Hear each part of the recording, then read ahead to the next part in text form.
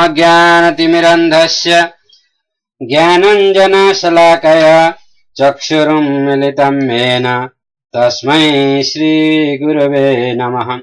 श्रीचैतन्यमनोभीष्टं स्थापितं येन भूतले स्वयं रूप कदा मह्यं ददाति सम्पदन्तिकम्। वन्देऽहं श्रीगुरो श्रीयुतापदकमलम् श्रीगुरुन् वैष्णवंश्च श्रीरूपं साग्रजातं सहगणा रघुनाथान्वितं तं सजीवं साद्वैतं सावधूतं परिजनसहितं श्रीकृष्णचैतन्यदेवं श्रीराधाकृष्णपादान् सहगणा ललिता श्रीविशाखान्वितं च। हे कृष्ण करुणा सिन्धु दीनबन्धो जगत्पते गोपेश गोपिका कान्त राधाकान्त नमस्तुते। तप्त काञ्चन गौराङ्गी राधे वृन्दावनेश्वरी वृषभानुसुते देवी प्रणमामि हरिप्रिये।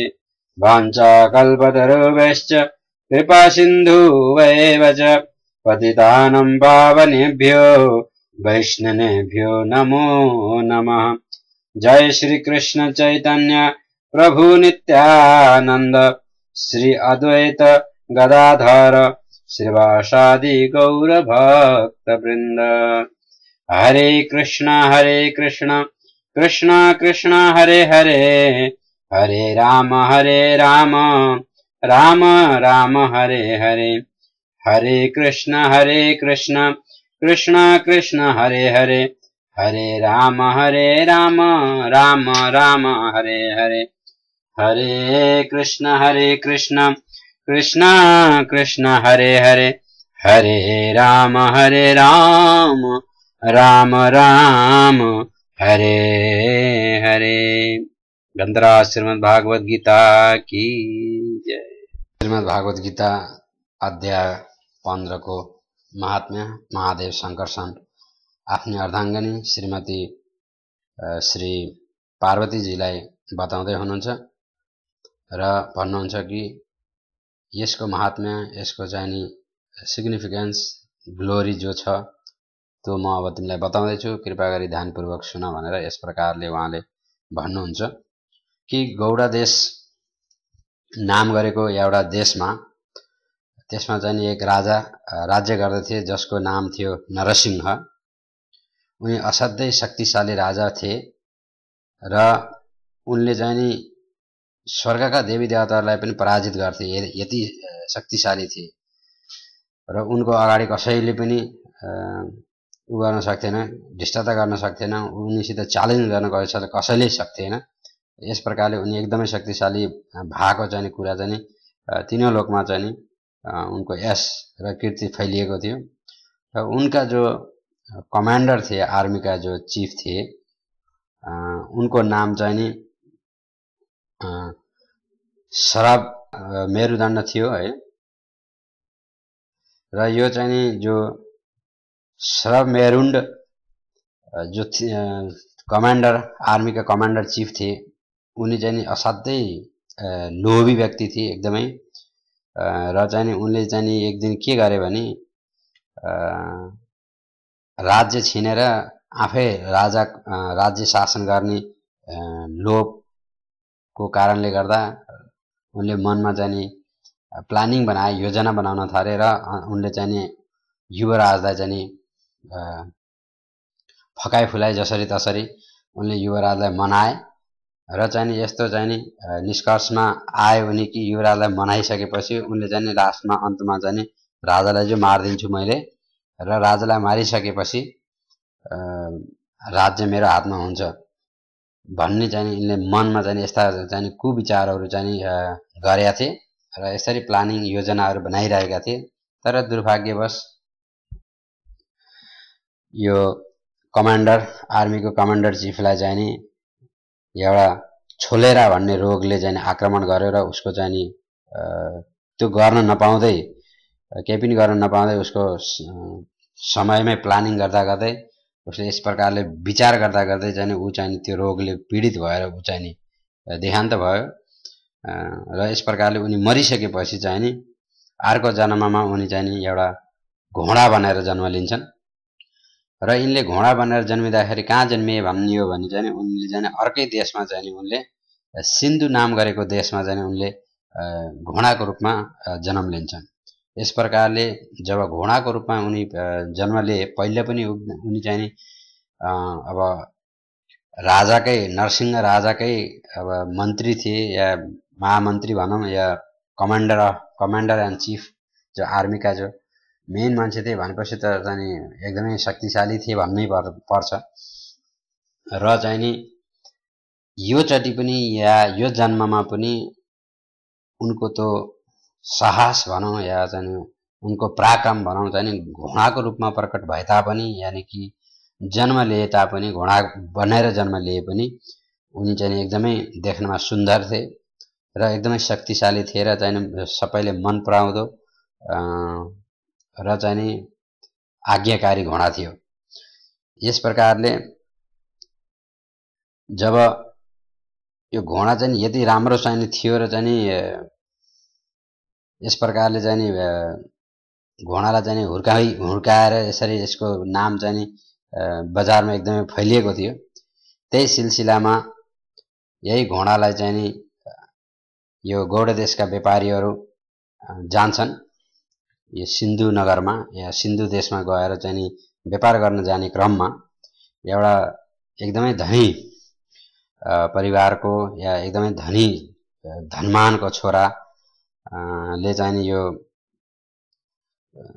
घोडालाई देख्छन् र यो घोडालाई देखिसकेपछि र घोडाकोलाई परीक्षा गरिसकेपछि उनी चाहिँ मनमा नै विचार गर्छन् कि यो त असाध्यै राम्रो घोडा रहेछ, यो त एकदमै दुर्लभ, यस्तो घोडा पाउन त असाध्यै दुर्लभ हो। मैले चाहिँ यसलाई चाहिँ जुन हालतमा पनि जुन किमतमा पनि मैले यसलाई पैसा यसको चाहिँ तिरेर भए पनि मैले यो घोडा किनेर लैजान्छु हाम्रो देशमा गौड देशमा र चाहिँ मैले हाम्रो गौड देशको राजालाई चाहिँ त्यो भन्दा दुई गुणा मूल्यमा चाहिँ यसलाई मैले बिक्री गर्छु भन्ने यस्तो प्लान गरेर यस्तो योजना बनाएर उसले यस प्रकारले चाहिँ व्यापारीको छोराले गौड देश सिन्धुबाट चाहिँ यो घोडालाई किनेर गौड देशमा चाहिँ लिएर जान्छन् र गौड देशमा पुगिसकेपछि चाहिँ उनी चाहिँ सिधै राजदरबारतिर लाग्छन् यताउति दायाँ बायाँ नगइकन र उनी यस प्रकारले सिधै चाहिँ नगर हुँदै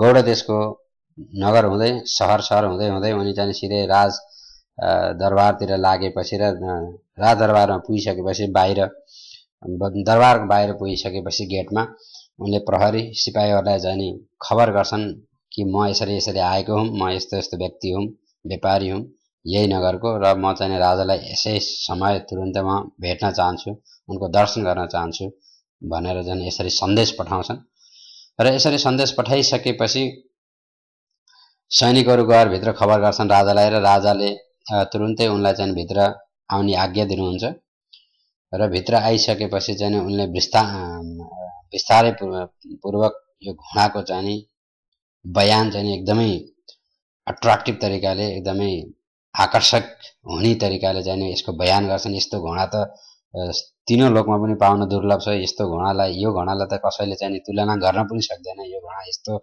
राम्रो छ कि मैले यसलाई चाहिँ कैयौं मूल्य हालेर चाहिँ मैले यसलाई घोडालाई किनेर लिएर आएको हो भन्ने जस्ता इत्यादि ठुल्ठुला कुरा गरेर राजालाई चाहिँ लोभ्यायो र राजाले परीक्षा लिन्छन् घोडाको। त्यसपछि लौ न त हेरौँ न त हामीले त्यो घोडा कस्तो रहेछ चाहिँ तिमीले जुन जसको चाहिँ बयान गरेर चाहिँ यसरी थाकेका पनि छैनौ र यस्तो बयान गरिरहेका छौ त्यो घोडालाई एकचोटि हामीले पनि नजर लगाऊँ हेरौँ भनेर चाहिँ परीक्षा गरौँ भनेर चाहिँ राजाले घोडालाई परीक्षा गर्नुहुन्छ र राजाले परीक्षा गरिसकेपछि चाहिँ यस राजाले घोडामा पुरै प्रकारका हर किसिमका चाहिँ गुणहरू फेला पार्छन्, राम्रा राम्रा गुणहरू प्राप्त गरिसकेपछि र यो घोडाको चाहिँ सचमुचमै यसको चाहिँ भ्यालु रहेछ, यसको किमत रहेछ भन्ने चाहिँ भइसकेपछि चाहिँ व्यापारीले मुखले मागेको या तोकेको मागको हिसाबले प्राइस जति पनि यसको किमत मागेको थियो यता दायाँ बायाँ नसोचिकन त्यो किमतको बराबरीमा किमतकै हिसाबले चाहिँ राजाले त्यो घोडा किने र यस प्रकारले उनी चाहिँ नि घोडा किनिसकेपछि त बिजनेसम्यान जो चाहिँ व्यापारी थियो उ त खुसी भएर एकदमै अब डबलै पैसा भयो मुखले मागेको बराबर राजाले दियो उ त असाध्यै खुसी हुँदै आफ्नो नगरतिर गयो घरतिर गयो तर राजाले चाहिँ केही दिन पछि चाहिँ उनले सोचे कि आज चाहिँ यो नयाँ घोडालाई चाहिँ लिएर जान पर्यो शिकार खेल्नको लागि भनेर शिकार खेल्ने क्रममा उनी चाहिँ यस प्रकारले त्यही घोडामा चाहिँ आरूढ भएर प्रस्थान गर्छन् जंगलतिर र यसरी चाहिँ जंगलतिर प्रस्थान गरेको क्रममा हिँड्दै हिँड्दै हिँड्दै हिँड्दै भित्र जाँदाखेरि चाहिँ उनले चाहिँ हरिण फेला पार्छन् र हरिणको पिछा गर्दै पछाडी पछाडी हरिण जता जता जुन जुन मोडतिर मोड्छ तिनै मोडतिर त्यसैको पछाडी पछाडी पछाडी दौड्दै दौड्दै दौड्दै जाँदा यस प्रकारले धेरै भित्र जंगल भित्र पुगे र उनीसित शिकार खेल्न गएका राजासित शिकार खेल्न गएका अन्य व्यक्तिहरू चाहिँ सबै पछाडिए र यसरी दगुर्दै जाँदा अन्ततः उनी चाहिँ एकदमै थकित हुन्छन् थाक्छन् तिर्खाले चुर हुन्छन् र चाहिँ भोक पनि लागेको हुन्छ र थकान पनि लागेको हुन्छ यस प्रकारले उनले के गर्छन् भने अलिकति विश्राम गर्छु भन्ने चाहिँ नि मनमा धारणा गर्छन् मनमा विचार लिन्छन् र उनले घोडालाई चाहिँ रोक्छन् घोडा बिसाइसकेपछि चाहिँ नि यस घोडालाई एउटा वृक्षको डालीमा बाँध्छन् र आफू चाहिँ ठुलो शिलामा यानी कि ढुङ्गामा आफूमा गएर चाहिँ बसेर अनि चिसो हावा खाएर रिल्याक्स गर्नुहुन्छ यस प्रकारले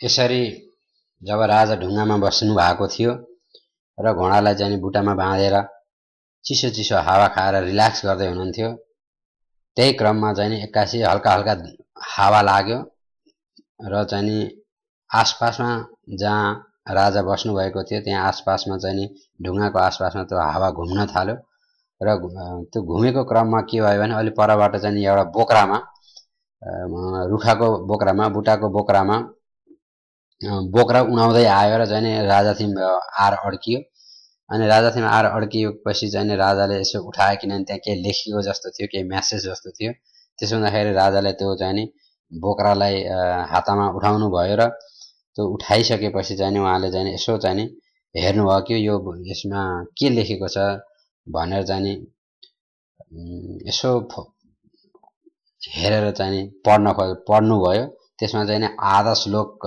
लेखेको थियो भागवत गीता 15 अध्यायको चाहिँ र जब चाहिँ उहाँले राजाले यो श्लोक चाहिँ पढ्न थाल्नुभयो र चाहिँ मुखबाट उनको मुखारविन्दबाट यो चाहिँ श्लोक उच्चारण गरेको त्यो ध्वनि निक्लियो या शब्द निक्लियो त्यो शब्द सुन्न साथ त्यो घोडा चाहिँ तुरुन्तै मर्यो जमिनमा गिर्यो र त्यहाँदेखि त्यसको चाहिँ अन्त्य भयो यानी कि प्राण त्याग्यो या मर्यो यस प्रकारले चाहिँ जब चाहिँ घोडा मर्यो श्लोक सुनेर राजा चाहिँ एकदमै चकित भए के भयो भनेर चाहिँ दङ्ग परे र हेर्दा उसले चाहिँ चतुर्भुज धारण गरेर चाहिँ उ चाहिँ वैकुण्ठ धामतिर प्रस्थान गर्छ पुष्प विमानमा बसेर यो सबै घटना देखिसकेपछि राजा चाहिँ अचम्मित हुन्छन् र चाहिँ त्यहाँ आसपासमा उनलाई थाहा थियो कि नजिक त्यतै आसपासमा चाहिँ कुनै आश्रम छ ऋषिमुनिहरूको आश्रम छ र चाहिँ आश्रम चाहिँ पूर्ण रूपबाट चाहिँ राम्रा वृक्षहरू फलफुलहरूले चाहिँ सुशोभित छ भन्ने उनलाई चाहिँ ज्ञान थियो त्यही भएर उनी चाहिँ यो घटना साथ उनी तुरुन्तै चाहिँ त्यो आश्रमतर्फ लाग्छन् र त्यस आश्रममा चाहिँ एकदमै आफ्ना इन्द्रियहरूलाई बसमा गरेर गोस्वामी भएर उनी चाहिँ एकजना ऋषि या एकजना ब्राह्मण बसेर भगवत भक्तिमा लीन थिए त्यहाँ पुगेपछि चाहिँ यिनी ब्राह्मणलाई राजाले प्रणाम गर्नुहुन्छ नमस्कार गर्नुहुन्छ दुईटा हात जोडेर र चाहिँ उहाँलाई चाहिँ निवेदन गर्नुहुन्छ या प्रश्न गर्नुहुन्छ कि हे ब्राह्मण देवता हजुर चाहिँ कसरी हजुरलाई चाहिँ मलाई एउटा प्रश्न सोध्न छ कृपा गरी यो प्रश्नको उत्तर दिनुहोस् नि यसको मेरो चाहिँ यो शङ्कालाई निवारण गर्नुहोस् भनेर यस प्रकारले भनिसकेपछि उनी चाहिँ नि अब यथार्थ चाहिँ त्यो अब त्यो घटना चाहिँ नि अब जो भयो त्यहाँ जङ्गलमा आइसकेपछि कसरी बसेर कसरी यसरी उडाएर यो पातको टुक्रो या भनौँ या यो बोक्रो भनौँ हैन रुखाको बोक्रो बुटाको बोक्रो जसमा चाहिँ यो आधा श्लोक लेखेको थियो यो मन्त्र लेखेको थियो र यो मन्त्र पढ्न साथ यो घोडाको चाहिँ देहान्त भयो र देहान्त हुन साथ यो जमिनमा लड्न साथ यसको चाहिँ चतुर्भुज रूपमा चाहिँ परिवर्तन भएर यसलाई चाहिँ आकाश मार्गबाट चाहिँ पुष्प विमान आएर उसलाई चाहिँ लिएर गए वैकुण्ठ धामतिर। यो कसरी भयो यो के हो यो कसरी सम्भव भयो भनेर चाहिँ उनले चाहिँ नाना प्रकारका प्रश्नहरू यसरी गर्दाखेरि यी ब्राह्मण देवताले चाहिँ जसको नाम थियो विष्णु शर्मा नाम गरेका देवताले उनलाई चाहिँ यथार्थ बताइदिनुहुन्छ आफ्नो योग शक्तिद्वारा आफ्नो दिव्य दृष्टिले आफ्नो भक्तिको प्रतापले उनी दिव्य दृष्टिको पनि थियो र उनले आफ्नो दिव्य दृष्टिको शक्तिले उनलाई थाहा भइहाल्छ विष्णु शर्माजीलाई थाहा भइहाल्छ कि यो घोडा के थियो र कसरी यसको कल्याण भयो भन्ने कुरो र त्यही ज्ञान भइसकेपछि र थाहा भएको कारणले गर्दा पनि राजालाई चाहिँ उहाँले विष्णु शर्माले चाहिँ बताउनुहुन्छ कि पहिलो जन्ममा यानी कि पूर्व जन्ममा यो तपाईको कमान्डर चीफ थियो आर्मीको र चाहिँ यसको चाहिँ एकदमै कुविचार थियो र यसले चाहिँ योजना बनाएको थियो तपाईलाई चाहिँ कसरी चाहिँ यो सिंहासनबाट हटाएर चाहिँ हजुरको सिंहासनलाई हडप्ने भन्ने चाहिँ यस्ता कुविचारहरू मनमा खेलाइरहेको अवस्थामा चाहिँ थियो। तर चाहिँ सौभाग्यवश यसले चाहिँ यस्तो गर्न सकेन र दुर्भाग्यवश यसैलाई उल्टो यो चोरेला भन्ने एउटा रोगले आक्रमण गरेर यसको चाहिँ देहान्त भयो र यति भइसकेपछि चाहिँ यसले चाहिँ फलस्वरूप यो जन्ममा यसरी घोडा भनेर जन्मिनु पर्यो र त्यही घोडालाई चाहिँ हजुरले चाहिँ लिएर आउनु भएको छ र चाहिँ त्यही घोडाले चाहिँ अब चाहिँ जब हजुरले यो मन्त्र उच्चारण गर्नुभयो यानी कि यो जो मन्त्र पढ्नु भएको थियो चाहिँ त्यो बोक्राबाट हैन रुखाको बोक्राबाट मा लेखिएको जो मन्त्र थियो त्यो वास्तवमा श्रीमद् भागवत गीता 15 अध्यायको चाहिँ आधा श्लोक मात्रै थियो र हजुरको यो आधा श्लोक उच्चारण गर्नाले मात्रै यसको चाहिँ कल्याण भयो। यसको चाहिँ त्यो अपराधबाट र त्यस्तो जोनीबाट घोडाको जोनीबाट जन्मबाट उले मुक्त पाएर वैकुण्ठ धाम वासी बन्न पुग्यो, वैकुण्ठ धाम जाने योग्यता प्राप्त गरे। यस प्रकारले उनी चाहिँ वैकुण्ठ धाम गए भनेर बताइसकेपछि चाहिँ विष्णु शर्माजीले राजा चाहिँ त्यहाँबाट चाहिँ प्रस्थान गर्छन्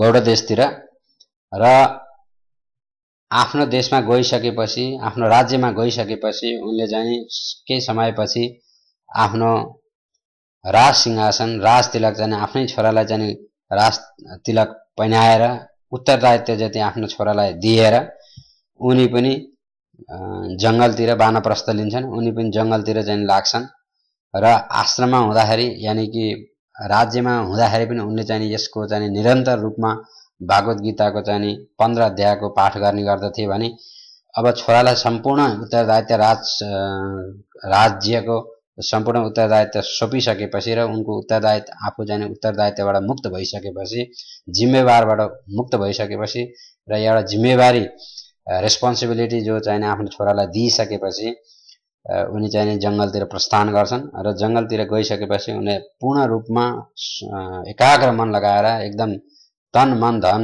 भने चाहिँ एकदम तन मन लगाएर तन मन वचन एकदमै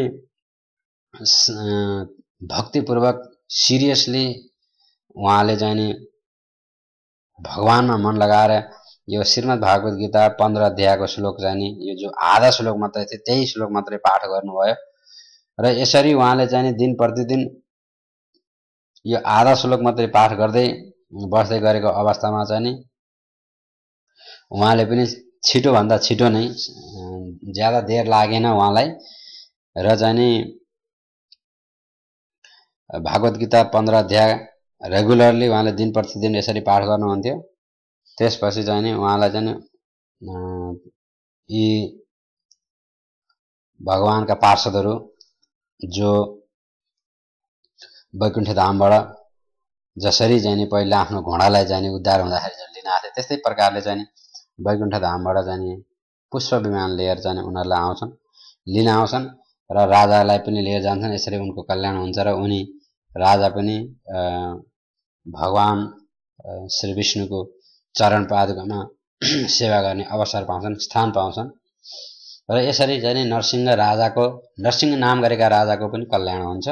र हामी यही विशेष जो महात्म्य छ यो चाहिँ यो सिग्निफिकेन्स छ यसको चाहिँ जो हैन यसैको 15 अध्याय भागवत गीताको श्लोकहरू जो थियो जो सुनेर चाहिँ कल्याण भयो। अब त्यही श्लोक चाहिँ हामी सुन्न जाँदैछौँ। हजुरहरु चाहिँ ध्यानपूर्वक सुन्नु होला र जानेको भए चाहिँ हजुरहरुले चाहिँ या किताब सामान्य छ भने हजुरले पनि पाठ गर्ने कोसिस गर्नु होला। ल अब हामी लागौं 15 अध्यायका भागवत गीताहरू पाठ गर्नको लागि। अध्याय 15 पुरुषोत्तम योग। भगवान श्री कृष्णलाई भगवान मान्नु र स्वयं आफूलाई भौतिक संसारका जन्जालहरूबाट अलग राख्नु नै वैदिक ज्ञानको परम लक्ष्य हो। कृष्णको परम सत्यलाई बुझ्ने मानिस उहाँकै शरणमा परेर उहाँकै भक्तिमा संलग्न हुन्छ। श्री भगवानुवाच ऊर्ध्वं मूलमधः शाखम् अश्वत्थं प्रभुरभ्यं छन्दंसि यस्य पर्णानि यस्तं वेद स वेदवित्। भगवानले भन्नुभयो माथि र फेद वा जरा भएको तलतिर हाँगाहरू फैलिएको र वेदका ऋचा रूपी पातहरू भएको एउटा अविनाशी पिपलको रुख छ। यस्तो रुखलाई जसले राम्रोसँग चिन्दछ त्यसैलाई वेदको ज्ञाता भनिन्छ। अधश्चोर्ध्वं प्रसितास्तस्य शाखा गुणा प्रविद्धा विषया प्रवाला अधश्च मूलान्यनुशान्ततानि कर्मानुबन्धीनि मनुष्यलोके। यस वृक्षका हाँगा बिगाहरू माथि र तलतिर फैलिएका छन्। प्रकृतिका 3 वटा गुणहरूद्वारा यो वृक्षको पालन पोषण भएको छ। इन्द्रियका विषयहरू यसका हाँगा बिगा हुन्। यो वृक्षका जराहरू पनि तलतिर फैलिएका छन् र ती मानव समाजका सकाम कर्मद्वारा बाधिएका छन्। न रूपमस्येह तथोपलभ्यते नान्तो न चादर न च सम्प्रतिष्ठा अश्वत्थमेनं सुविरूढमूलम् असङ्गशस्त्रेण दृढेन छित्त्वा ततः पदं तत्परिमार्गितव्यम् यस्मिन् गता न निवर्तन्ति भूय तमेव चाद्यं पुरुषं प्रपद्ये यथा प्रवृत्ति प्रसिद्धा पुराणी। यस रुखका वास्तविक स्वरूपको अनुभव यो जगतमा गर्न सकिँदैन। यसको आदि कहाँ हो, अन्त कहाँ छ र आधारशिला कता छ भन्ने कुरा कसैलाई थाहा छैन। तैपनि मानिसले संकल्पका साथ विरक्ति रूपी हतियारद्वारा बलियोसँग जडा गाडेको यो रुखलाई ढलाउनै पर्छ र त्यसपछि उसले यस्तो ठाउँको खोजी गर्नु पर्दछ जहाँ पुगेपछि फर्किनु पर्दैन। त्यस्ता ठाउँमा पुगेर मानिस भगवानका शरणमा पर्दछ जहाँबाट अनादिकालदेखि प्रत्येक वस्तुको प्रारम्भ र विस्तार पनि हुँदै आएको छ। निर्माण मोह जित संग दोष अध्यात्म नित्या विनिवृत्त काम द्वन्द्वैर्विमुक्त सुख दुख संगै गच्छन्त मूढ़ पदमभयम् तत्। जो झुठो प्रतिष्ठा मोह तथा कुसंगतिबाट मुक्त छन् जसले भौतिक वासनालाई नाश पारेका छन्, जो सुख र दुःखको द्वन्द्वबाट मुक्त छन् र जो मोहरहित भएर परम पुरुषका शरणमा पर्न जानेका छन्, तिनीहरूले नै शाश्वत पद प्राप्त गर्न सक्दछन्। न तत् भासयते सूर्यो न शाक्नो न पावक यज्ञत्वा न निवर्तन्ते तद्धामं परमं मम। तो मेरो परमधाम न सूर्यद्वारा न चन्द्रद्वारा न त अग्नि वा विद्युतद्वारा नै प्रकाशित हुन्छ। जो त्यहाँ पुग्दछन् तिनीहरू फेरि कहिल्यै यस धरतीमा फर्केर आउँदैनन्। मामै वंशो जीवलोके जीवभूत सनातनः मनः षष्ठ इन्द्रियाणि प्राकृतिस्थानि कर्षति। यस बद्ध जगतका सबै जीवहरू मेरै शाश्वत अंश हुन्। बद्ध जीवन पाएका कारणले तिनीहरू मन लगायत 6वटा इन्द्रियसँग कठोर संघर्ष गरिरहेका छन्। शरीरम यदवाप्नोति यस्यापित कर्मतीश्वरः गृहीत्वैतानि सम्याति वायुर्गन्धानि वाशयत्। हावाले सुगन्धलाई एक ठाउँबाट अर्को ठाउँमा पुर्याए झैं यस संसारमा जीवात्माले पनि आफ्नो देहात्म बुद्धिको अवधारणालाई एक शरीरबाट अर्को शरीरमा पुर्याउँछ। यसरी नै जीवले एउटा शरीर धारण गर्दछ अनि त्यसलाई त्यागेर फेरि अर्को शरीर ग्रहण गर्दछ।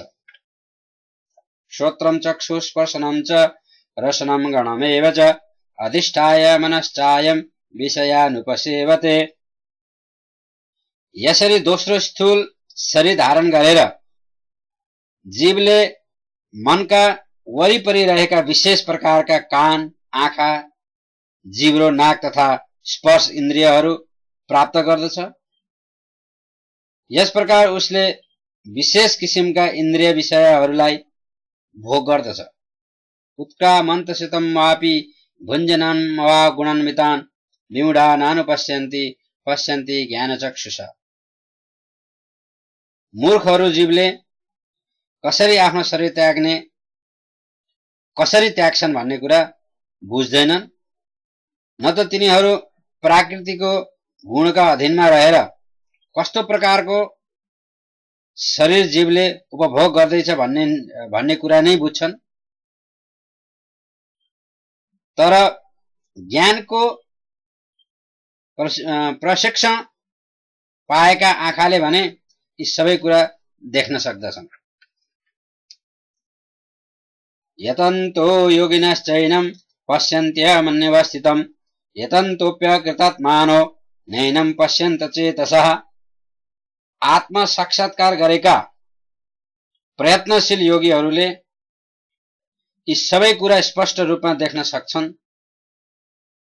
तर जसको मन विकसित भएको छैन र जसलाई आत्म साक्षात्कार पनि भएको छैन तिनीहरूले प्रयत्न गरे पनि कहाँ के भइरहेको छ भन्ने देख्न सक्दैनन्। यदादित्यगतं तेजो जगत् भासयते अखिलं यश्चन्द्रमसि यश्चग्नो तत्तेजो विद्धिमामकम्। सम्पूर्ण विश्वको अन्धकार नाश गर्ने सूर्य मबाटै प्रकाशित हुन्छ र त्यसैगरी अग्नि र चन्द्रमा हुने तेज या अग्नि र चन्द्रमामा हुने तेज पनि मबाटै उत्पन्न हुन्छ। गामविश्य च भूतानि धारयाम्यहमोजसः पुष्णामि चौषधि सर्व समो भूत्वा रसात्मकः। म प्रत्येक लोकमा प्रवेश गर्दछु र मेरै शक्तिले सबै लोकहरू आफ्नो कक्षमा स्थित छन्। म चन्द्रमा भएर समस्त वनस्पतिलाई जीवन रस प्रदान गर्दछु। अहम वैश्यनरो भूत्वा प्राणिनां देहमाश्रित प्राणापान समायुक्त पचाम्यानं चतुर्विधम्। म समस्त जीवका शरीरमा रहने वैश्वानर वा पाचन अग्नि हुँ र मैले नै श्वास प्रश्वास युक्त प्राणवायुमा मिलेर 4 प्रकारका खाद्यहरूलाई पचाउने काम गर्दछु।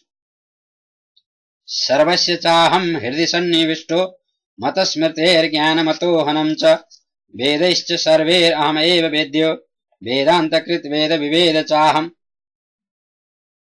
म प्रत्येक जीवका हृदयमा अवस्थित छु। मबाटै स्मृति ज्ञान र विस्मृतिहरू आउँदछन्। म नै वेदहरूद्वारा जान्न योग्य छु। निश्चय नै म वेदान्तको संकलनकर्ता हुँ र म नै समस्त वेदको ज्ञाता पनि हुँ। द्वाविमौ पुरुषौ लोके क्षरश्चाक्षर एव च क्षर सर्वाणि भूतानि कुतस्तो अक्षर उच्यते। जीव 2 प्रकारका छन्, एक च्युत र अर्को अच्युत। भौतिक जगतमा प्रत्येक जीव च्युत यानी कि क्षर हुन्छ भने आध्यात्मिक जगतमा प्रत्येक जीव अच्युत अक्षर कहलाउँछ। उत्तमः पुरुषस्त्वन्य परमात्म्यात्युदाहृतम् यो लोकत्रयमाविश्य विभर्त्य व्यय ईश्वरः। यी दुवैका अतिरिक्त एउटा सर्वश्रेष्ठ अविनाशी परमपुरुष परमात्मा हुनुहुन्छ जो तीनै लोकमा प्रवेश गरी ती सबैलाई पालन गरिरहनुहुन्छ। यस्मात् क्षरम् अतीतोऽहम् अक्षरम् दपि चोत्तमम् अतोऽस्मि लोके वेदे च प्रथितः पुरुषोत्तमः। म सर्वश्रेष्ठ तथा दिव्य भएकाले च्युत र अच्युत क्षर र अक्षर दुवै भन्दा पर छु तथा यस संसारमा र वेदमा पनि परम पुरुषका रूपमा विख्यात छु। यो मामेव स मूढो जानति पुरुषोत्तमम् स सर्वविद् भजति मां सर्वभावेन भारतः। जसले संशय रहित भएर मलाई नै पुरुषोत्तम भगवानका रूपमा जान्दछ त्यसले सबै कुरा जानेको ठहर्छ। हे भारत, त्यस्तो व्यक्तिले आफूलाई सधैँ मेरै पूर्ण भक्तिमा संलग्न गराइराख्छ। इति गुह्यतमं शास्त्रम् इदमुक्त मया नघ एतत् बुद्ध्वा बुद्धिमान् स्यात् कृतकृतश्च भारतः। हे अनग, यो ज्ञान वैदिक शास्त्रको सबैभन्दा गोपनीय अंश हो जसलाई अहिले मात्रै मैले प्रकट गरे। हे भरतपुत्र, जसले यसलाई राम्ररी बुझ्दछ त्यो बुद्धिमान ठहरिन्छ र उसका सबै प्रयासहरू पूर्ण भएर या भएको मानिन्छ। यस प्रकार श्रीमद् भागवत गीता अंतर्गत पुरुषोत्तम योग शीर्षक 15 अध्याय समाप्त भयो।